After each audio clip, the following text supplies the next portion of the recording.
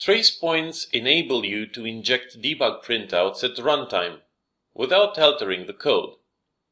This can prove particularly useful when you want to print debug messages from read-only code, or you want to easily toggle particular debug messages on and off at any time during execution.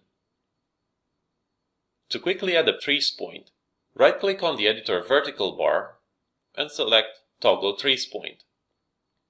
A breakpoint is created, and its condition is automatically filled in with a display containing a default message. The call to display follows the syntax and semantics defined by the system Verilog LRM. It's basically as if you wrote it in the source file on this line. In the expression, you can use any variable or function visible at this point in code. Content Assist is available. Just press Ctrl Space to see the proposals.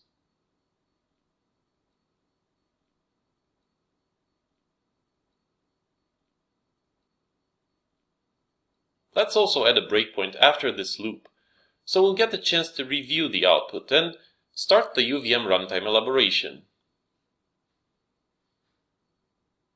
Notice that the messages were printed in the console, and execution did not suspend when the tracepoint was reached. Now let's resume execution.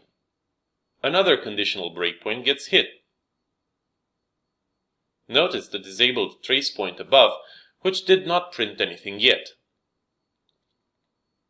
We can now toggle it on to get printouts from the remaining iterations of the loop.